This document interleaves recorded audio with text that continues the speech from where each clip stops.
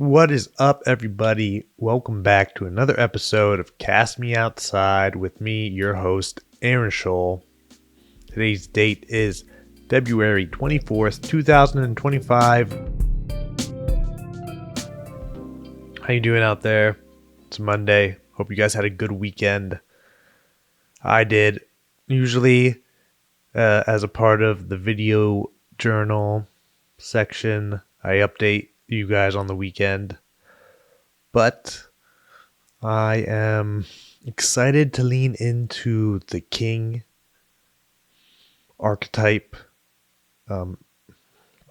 As I mentioned in other episodes, I've listened to the audiobook by Robert Moore, King, Warrior, Magician, Lover. Listened to a handful of lectures from him. This just felt like it wasn't really presented in a way that was easy for me to digest. I don't know what it was. I should probably give the book a second chance. I think I kind of got hung up on just a lackluster feeling from listening to his lectures because he has a bunch of tapes. So I was like, okay, this is interesting enough to me. This is pretty straightforward. I'll just talk to ChatGPT and kind of reflect on King and do an episode on King and then do the same with Warrior, Magician, and Lover. So this is the King episode. I hope kings of all shapes and sizes have gathered around to listen to this king. We can start with the media and streamers. Maybe we can start from a modern perspective, because what do you have? Followers. What do kings have? They have their people. So each kind of influencer is a bit of a king, and their page, they have a digital territory that they kind of maintain, and they actually have a group of loyal followers that'll move on their behalf. What I think is interesting about streamers in particular is that streamers, they're always pushing the chair, and a throne is obviously a symbol of a king, of royalty. So it's just funny that then the digital kings, what do they have to sell? They have to sell the symbols of their sort of archetype, which is a fancy gamer chair. But maybe I'm going a little bit too into the cultural dissection, and maybe we should talk about just some of the broad strokes. The king represents order, structure, generativity, foresight, wisdom, leadership, and nurture. So a lot of it is structure and order. Jordan Peterson hit the meme world with the make your bed or the clean your room. And I think that is a direct insertion of king energy. Basic first step of a king is you get your kingdom in order. You live in an orderly kingdom that is maintained and structured, and then it's designed to be a place of generativity. So it's so in the kingdom, productive things are done. I just thought that was really on the nose what Jordan Peterson's doing, and it's so many of these shows. I'm probably going to talk about Kitchen Nightmare. Kitchen Nightmare is the good king Gordan Ramsey. He comes. These other chefs, these business owners, their kingdoms are in shambles. And what's the first thing they do? What's one of the first thing Gordan gets mad about? Is that it's dirty. So the first thing these lost kings, misguided kings, the first thing they do, or they get told to do by Gordan, is clean up your kingdom. Put it in order. Clean your room. So it's very powerful, and almost something about the cleaning and the king, or the order and the organizing and the king, that's like a little more subtle because it looks so much like chores. I think there's something like that. It looks like it's chores, is doesn't match up with the king energy. It's like, oh, the king is sitting on the crown. He's not folding his laundry. He's not cleaning his room. He's sitting on the throne, talking to his subjects like a streamer. But but nope, order and organization and cleaning your room is is also king energy. The king also kind of, I guess, apparently holds together the psyche. He kind of he rules. He rules over the three other quadrants. So the warrior, the magician, and the lover. And I think that's probably why king is a good place to start. Since I'm going in so blind to this, I really don't know what I'm going to think by the time I get through all four of them. But there's a thought of doing this that you can, apply these archetypes to your life. Exactly, apply these Ted Mosby's. The only architect I know is a fictional architect. Thanks, TV. But yeah, but now that we have these archetypes, we have the good and the bad. I think the generative nature of being a king is kind of like your 5-year plan. It's your long-term goals. And a lot of people's long-term goals like include some sort of fitness. And I think, order and structure and routine in like your physical fitness is very much tapping into your king, you know, being fair but strict. So being fair with yourself, like okay, maybe you'll have a cheat day, but being strict and consistent by like you're not gonna skip the gym, or you're gonna do that one exercise that you don't want to do, or the rest of the week, like besides the lax fairness of a cheat day, the rest of the week you're pretty stern, and you have the foresight, and you can like lead yourself to a fitter, stronger, a better, you can improve the kingdom, which is your body. So it's like, you're always improving your territory. Yeah, like it's a lot of it is about territories and like setting boundaries, which is interesting, which I wonder if that's like setting boundaries on like how people um treat you, I guess how you treat yourself, what you're in charge of and responsible for. I think that's probably one of the bigger boundaries that's a little subtle. It's like, this isn't my kingdom, so maybe I should tend to my borders. So it's like how, and it's like when do you go out side of your boundaries? When your kingdom, is stale, and you have to go out and face the unknown, and then bring back something regenerative.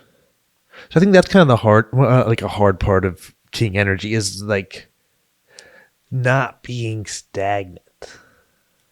Is like they're constantly refreshing. Like so many stories are about, a good king dies, a bad king takes over, and then the young new king usurps and takes his rightful place, and order is restored, and there's not like really a lot of stories about uh a mediocre king getting better and then getting better and then mentoring the next. I guess that's kind of, maybe, is that Marcus Aurelius, where he was mentored to be a good king, and then because the original emperor, because the original emperor didn't have any heirs, That's like kind of one of the at least the most the one of the examples that I know of, like positive like monarchs. And as an American, the king archetype isn't super tangible. It's like we like are very much did away with kings. You have a president now, and that energy does get projected onto the president.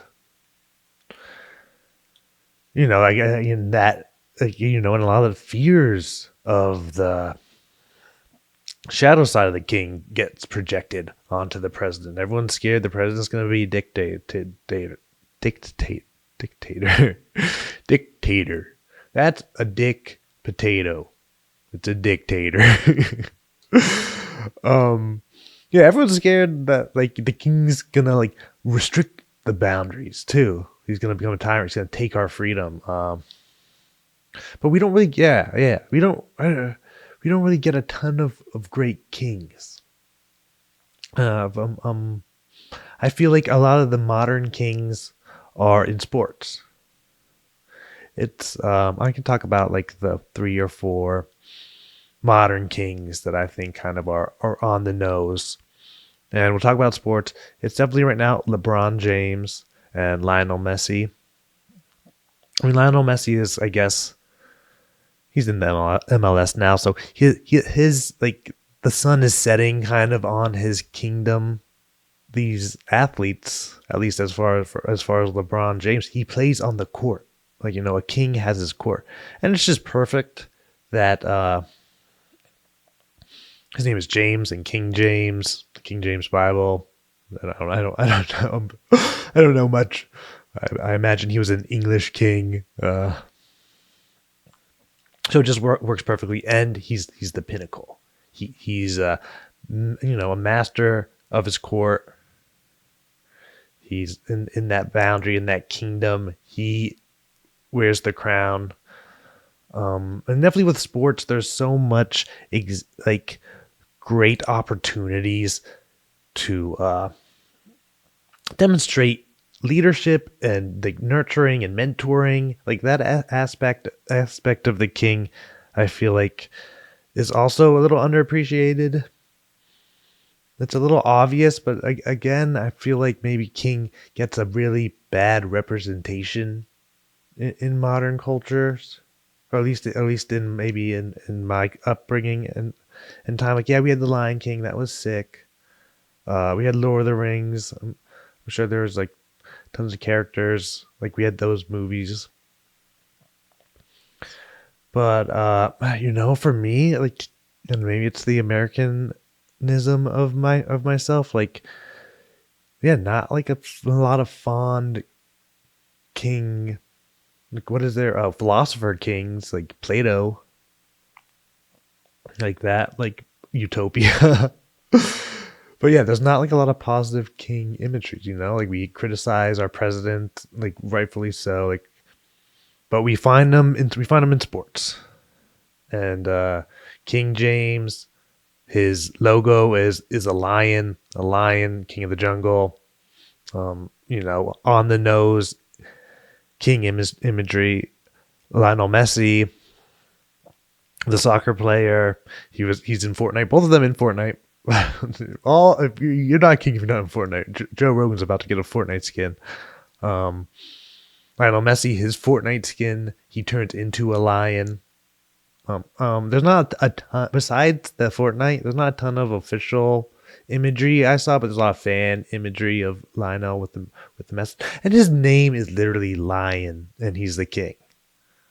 Like, and lions are the king of the jungle, and he's the king of the pitch. And I don't know if these guys were captains a lot. I'm sure Messi was here and there, and I'm sure LeBron James was captain here and there. I think that is like, just a cherry on top where you're the leader, you're the captain, They couldn't call you the king, but they could call you the cap. So yeah, those are 2 awesome examples where we see the king imagery. Joe Rogan, Donald Trump. When Joe Biden was in office, what did you say? We said the king had no clothes because people didn't think he was all there cognitively. Joe Rogan's the king. I think no homo, but Joe Rogan's gonna end up being like the fully integrated guy. Like maybe he'll not be super defined in some of these archetypes, but people literally call him the king. The Godfather is a good example. Don Corleone, like he was a good king. He tried to keep things balanced and fair. But if anything, just to have like a good king archetype, that's probably a great reason to watch The Godfather. Great movie. Watched it within the past 6 months. So, but yeah. Okay, let's go. Yeah, we can maybe. Yeah, I guess that's enough for Joe Rogan. I think just the amount of times people literally call him the king, like to his face, or just anytime he comes up, like that's people's kind of knee jerk reaction. I thought was also interesting about Donald Trump. Like, now that Donald Trump is kind of in like the weird alternative media space, like he's been on Theo Von's podcast, he's been on Joe Rogan, he's been on like Nelk Boys or what, but like Nelk Boys had him on first.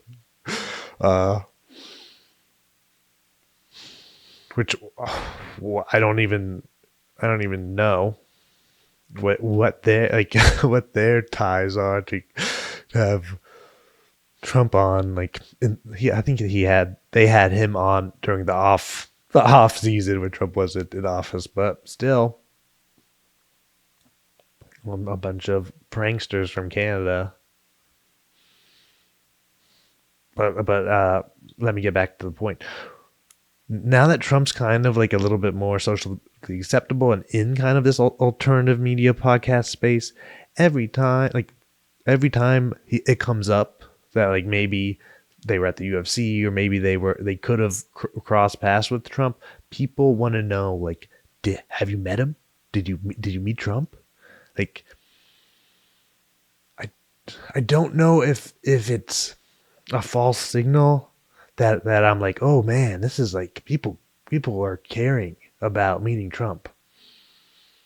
Like that, something about that seems like it wouldn't have happened, but maybe it is a sign that things are changing. Maybe it's a sign that like if it's more status, maybe he's seen more of a positive force that people want to be like, oh, did you meet him? I just thought that was interesting.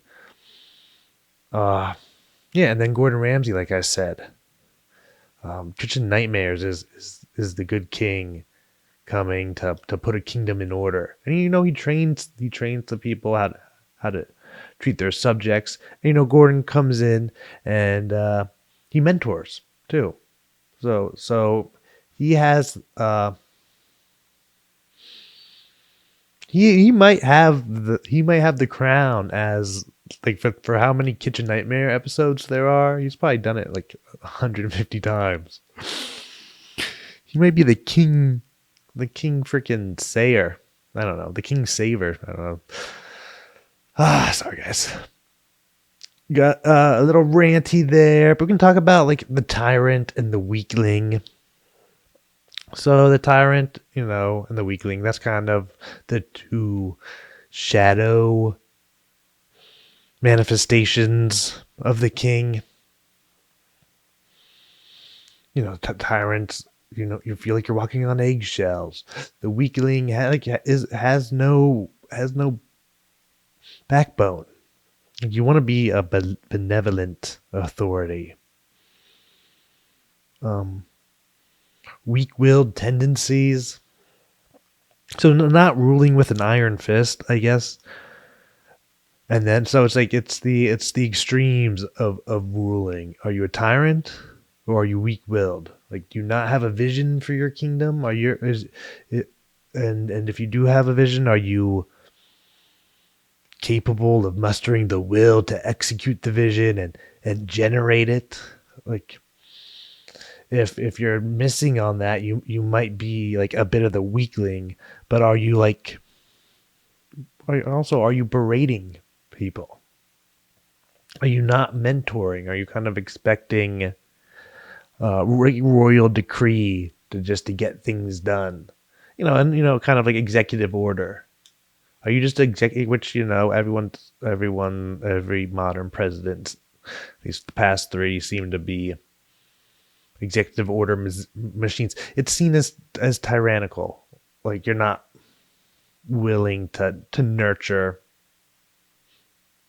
relationships, to use the political process to get to the compromise. But yeah, you gotta kind of see where you're a weakling, where you a tyrant. A lot of it is about like calm, and yeah, a lot of bad kings. Like I said earlier, I don't know if it's the Americanism or whatever. Like, usually my mind goes to negative king archetypes, and when like with COVID and how the government responded to COVID all over the world, how governments all over the world responded to COVID, there was a seemingly limitless supply of bad kings, and they were either the weaklings. They were either seen as like weak-willed, as in they just kind of went along, or they were seen as tyrants, as they locked down. So it's like we kind of got like to see a lot of shadow manifestations of the king over these past 5 years. And unfortunately, I don't know. Who knows? Who knows? Who knows what the future will hold? But I don't know where the king is going to return from. The Mufasas, the Don Corleones, like those are all like those people pass in the movies. We get Simba, and even Simba just kind of gets into the throne. Right, there is no like maintaining of the kingdom as the story goes. Like maybe Rocky, maybe Rocky, like like I haven't seen a lot. I've seen the first Rocky. I don't know if I paid enough attention to it. But yeah, then you think about the areas with bad kings. Like, this might be like a little bit of my bias because of all the conservative media I watch, but it's like the kingdoms under liberal rule, under bad kings, either weaklings or tyrants, um, you know, are usually framed as Democrat. The LAs and the New Yorks. Like, it's easy to kind of find dark spots in those kingdoms and then blame the king. But it's interesting how it goes hand in hand, and it's all sort of kind of obvious. And then again, I'm going through some of my notes here. Like in Kitchen Nightmares, there's usually subjects that are revolting. It's usually the head chef, like his the king, the owner of this restaurant that needs fixed up, is dealing with unruly subjects that like could basically mutiny at any moment. They're framed in a lot of these episodes, and they're butting heads with the chef, which like should be like the chef should be like the knight in the kingdom. I don't know exactly, or maybe like some sort of advisor, the magician, because he's literally cooking the stuff up. But then they have subjects that don't respect them, and then the bosses in these kitchen nightmares are usually a weakling or a tyrant. They have these subjects that walk all over them, and then when nothing gets done or things get done so catastrophically, they turn into a tyrant and they start yelling and they start trying to micromanage, but it really just becomes this like downward cycle of disrespect or lost respect for the king. Okay, cool. I guess what we can end it with a little bit of talking about cultivating the king. You know, I talked to ChatGPT about this. I talked about this a little bit here and there. With the make your bed or clean your room, like put your kingdom in order. Be the ruler of your kingdom. Clean your room. Make it a generative environment. Make it a kingdom that's productive. Ways to do that is think of the productive thing you want to do and knock down all the barriers so that when you walk into a space, it's designed to do that productive thing. So if you want to play guitar, have your guitar out on a guitar stand right next to the chair you like to sit in to play. So when you walk into a room, you can walk over, start playing within 5 seconds. It's a productive environment. A lot of like self-reflecting and shadow work. You can think about king symbolism, how you see it. This is kind of a harder. You can look. You can reflect. Obviously, something about shadow work is a little bit harder, but reflecting on the positive things may be a little bit more straightforward. Try and find something you could teach someone. Try and be a mentor. I think comedy is kind of good for that, as I'm in that kind of. I don't have like a ton of clout or anything, but I've done it more than people who are new. And I think about it and I take it seriously, and I want to see people do well and create good comedy. So I get a little bit of mentoring and generativity and nurturing growth and trying to workshop jokes. But see like what community you can start nurturing growth in. And maybe this can be a little bit metaphorical. Maybe you can do like some gardening or some planting, because maintaining the garden. Right, paradise is a walled garden, so you can practice literally nurturing the growth of plants. I don't know. That's a little metaphorical. So take that as you will. You might just want to just go the obvious route, coach. Like I said, like a lot of our modern kings seem to be athletes. They have a court, they have a domain, they have boundaries, they get the lead, they get the mentor, they get to wear the crown when they win as the best. I mean, they get a trophy, but still. Cultivate your vision. Yeah, I think this is like kind of where the 5-year plan. But yeah, make your 5-year plan in king language. Be like, I don't know, I'll rule over myself. I'll have one loyal subject in the next 5 years, and it'll be myself. And I'll be able to, be fair and nurturing and and sorry, yeah, but I'll be fair to myself, and I'll hold myself to the standards and give myself the responsibility as the king and the subject. But the more you're a loyal subject to your inner king, the more you become a king, and that a king outwardly, or the more you get to integrate that. And I guess it's through discipline and having a vision, building a kingdom, building a business. CEOs are good modern examples of strong king energy. Mentorship and leadership, they kind of go hand in hand. But yeah, responsibility. That's another Jordan Peterson thing. He invented responsibility. This guy's great. Like, you like the guy who invented responsibility?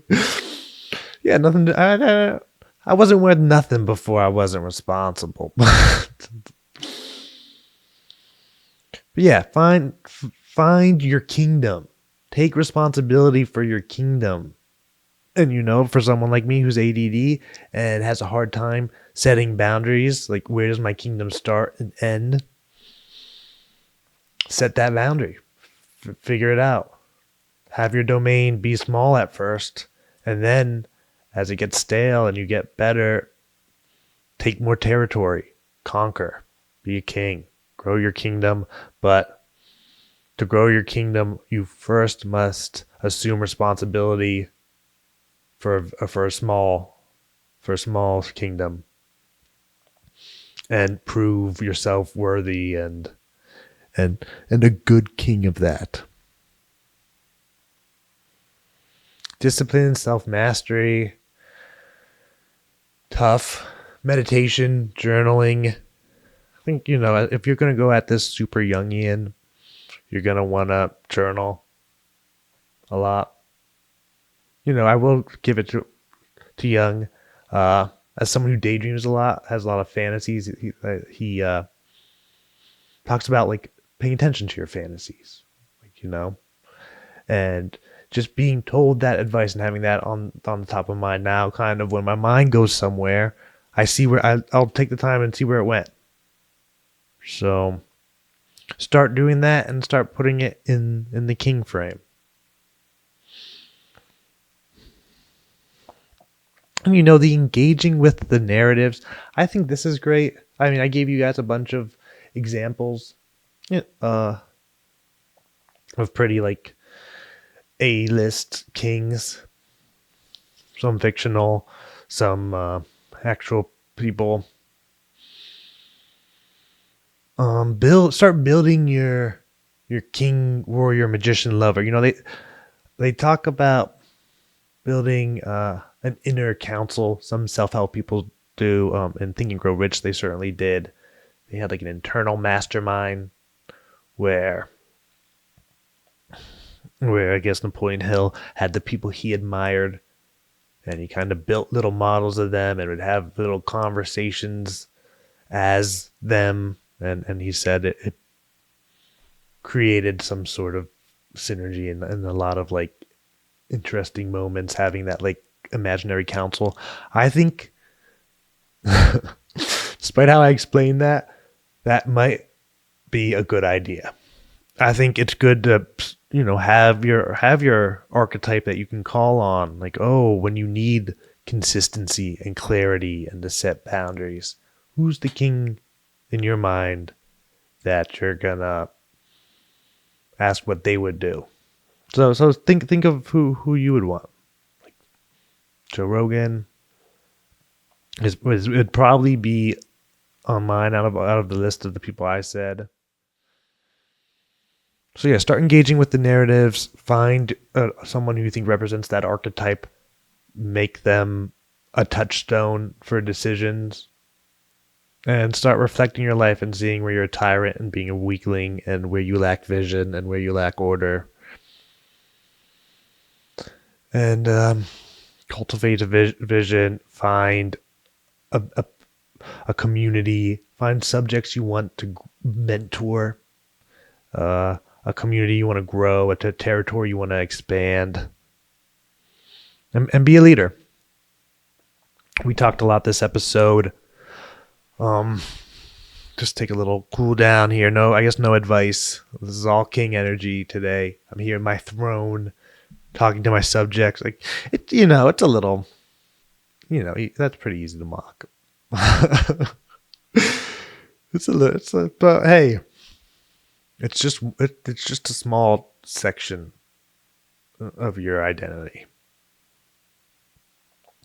And it's an archetype of masculinity that you want to be able to be in touch with. So I hope this gave you some stuff to think about.